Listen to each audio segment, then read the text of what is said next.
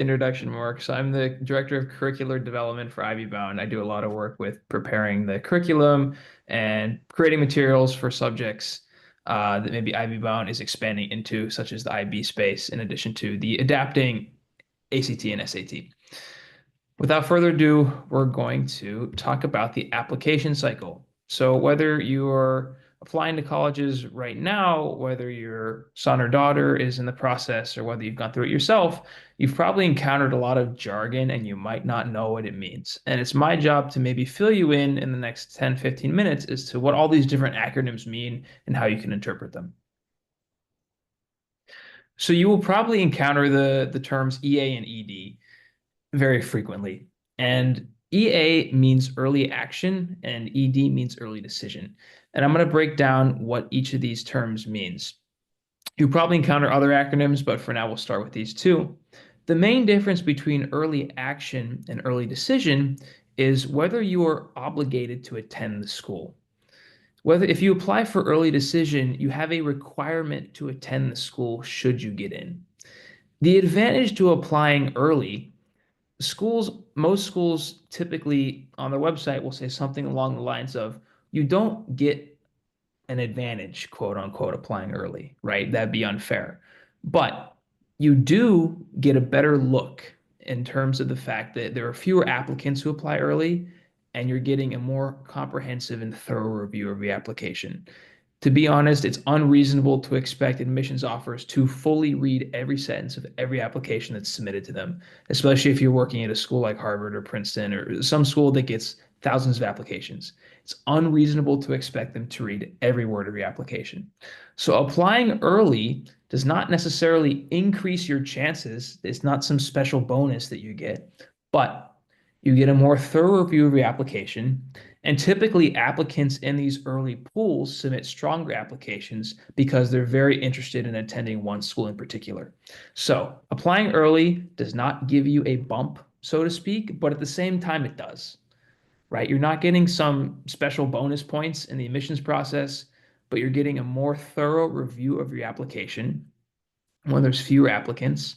And you're also demonstrating your desire, your strong preference for that school in particular. Early decision, if you do get in early, you have to go. The benefit to applying early, though, is you're showing a strong preference for one school. And this does bode well for your application, especially if in your essay you're claiming this is your first choice. This is evidence of the fact this is your first choice, that you're willing to decline any other schools, withdraw any other applications to go to this one school in particular. That's early decision. Early action is a little bit different. It's a little bit friendlier, in my opinion. You apply early, you show your interest, but you're not required to attend this school. There are a lot of top institutions that are early action. Princeton is early action. Harvard is restricted. I'm going to talk about restricted in a second. Harvard, Yale, Princeton are restricted early action. Some of the other Ivies are early decision. I believe Dartmouth is early decision. I believe Cornell is early decision.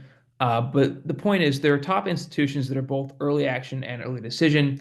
Depends what you're going for. Restricted early action means that you can only apply to a select number of early schools. Some of the Ivies have policies on this, but the difference between restricted early action and regular early action is the number of early applications you can submit. I see Mark putting something in the chat. Doesn't early decision give a bump because of demonstrated desire? It does. Yes, so demonstrated desire is very important in the sense that you show a very strong preference for one school as compared to any other. And this does give you a bump, so to speak. It shows that you care, it shows you really want to attend. But if you were to talk to an admissions officer, they would claim, we're not going to, quote unquote, give you extra brownie points, right? So I need to say that just so, I'm being fair, but early decision does give you a bump in terms of demonstrated desire. It's a tricky issue. I hope the way I'm explaining it makes sense. Applying early does give you a bump, but know that the applications are still being evaluated fairly across the board. The deadlines for these programs, usually in November, depending on the school, November 1st or November 15th. This is already passed for this year. typically, if you want to apply early, it's my recommendation that you start working on your application the summer before. In my case, I had assembled my supplements and I started working on my Common App the moment it dropped on August 1st. So if you really want to apply early, it's my recommendation you consult an Ivy-bound tutor or specialist and start working on your applications as early as you can over the summer before. Things to consider whether applying early is right for you. One is the commitment level.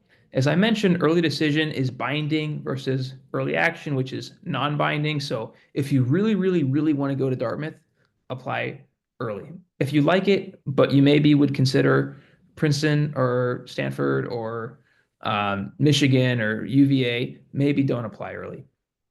Another thing you need to think about is school choice. Certain schools only offer early decision, certain schools only offer early action. So the decision to choose a particular early application will likely be a function of which school you're applying to.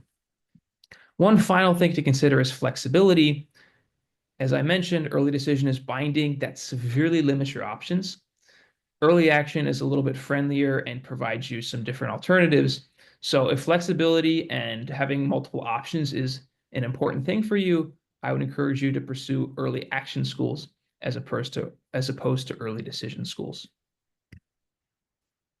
In terms of restricted early action, as I mentioned, REA schools are early action, but you can only submit a set number of early applications. So consider restricted early action if you want to apply to a school, but you don't want to be locked into a decision. And as I mentioned earlier, applying early is a way to show you're extremely interested. It's demonstrated interest. You show that you really want to go to the school, and that will bode well for your application. So in total, EA versus ED, there's different things to consider. Consider how much you want to go to the school, what school it is, and what early applications they offer, in addition to how you feel you are prepared. Some students submit their application early because they feel their application is strongest then. Other students, their application might be strongest later in the year. So above anything else I say, it's important to evaluate for yourself, when is your application going to be the strongest? At the end of the day, you want to put your best foot forward. If you feel that's going to happen in September, October, because you were really working hard over the summer, that's great. If you feel that submitting in November, December, before the deadline, the regular deadline is going to be better for you, that's up to you. But really, early action, early decision, that's a great way to show the schools you're super interested, and it does give you a more thorough, holistic review. I had a question then. This 2-month difference between applying in October versus December for regular decision.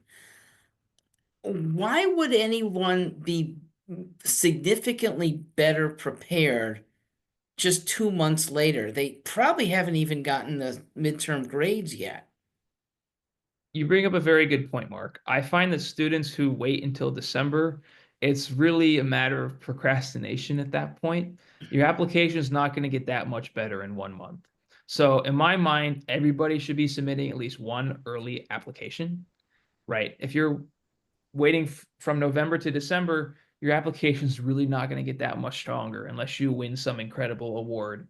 But even then, you can supplement the application once you submit it and upload it to the school's portal. So in my mind, everybody should be doing some kind of early admission procedure, whether it's early action, which is non-binding, or early decision, which is binding. Your application is not going to get that much better in 1 month. But if you think you're going to get a likely award in early December, if you've applied early action, you could get dinged before then. So that's the slight peril, right? Yes. Yeah, so it does kind of limit your options if you do get in. So again, if you really want to go to one school, ED is going to be the right option. Now, the portals that you mentioned, if you're in the early round, don't get in, but don't get denied, you're getting deferred. That's when there's a portal available to keep sending more good stuff about you. Correct. Yes. So you do have the ability, should you be waitlisted or deferred, you have the ability to upload additional information to plead your case to the admissions department. Do you have any advice for people who are looking at rolling admission? And I know that's typically a Midwest phenomenon, but a lot of our students are in that category. Totally. I'm from Pittsburgh, which could be considered the Midwest, maybe more so the Northeast. For rolling admissions, my recommendation would be to submit as early as you can. The beauty of rolling admissions is that you can have a decision really early and then you're done if you really want to go to that school. Um, on the flip side, if you're maybe things don't pan out for you, you can submit later in the year after everything's closed and maybe still get in. But my recommendation, if you really want to go to a school that does rolling admissions, it's always better to submit early. That being said, rolling admissions can also serve as a really great backup should things not work out for you. Regular decision. Let me ask you, there's a couple other attendees, and do you have questions for Aaron or Sharice if you have any lingering ones? I had one more, Aaron. I put it in the Yes, I chat. see. Do It's you with want to respect address it? to a financial aid. Yes, so most It's this schools, suspicion. I don't have true data on this. It's this suspicion that parents have, well, if we apply ED, they know I'm dying for Davidson. I'm absolutely bound to go. Or I applied to Notre Dame because it's really my number one school. And don't they know I'm going to beg, steal, if need be, to get my kid there. So they're not going to give me the same kind of award as if I were equally talented and applied regular decision. yes, that's a very good suspicion.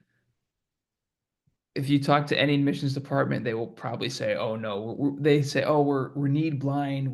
The way you apply does not affect your financial aid." But I do think you bring up a very good point, Mark, because this is being recorded and published. I'm maybe not going to share my opinion on this issue, but I do think your suspicion is very good.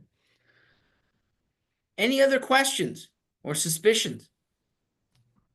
All right. Well, thank you all for attending. And I especially thank Aaron and Sharice, plus for they just completed this weekend a very good round of teaching with a diverse group of kids, all of whom are off to a really good start. Some of them are taking the test in 5 days. For everybody else, this pair are likely to be teaching again on weekends for us this coming semester. So if you're watching this, you like what you hear, you're probably going to get this pair. Let us know in the coming month. Thanks again and have a good December.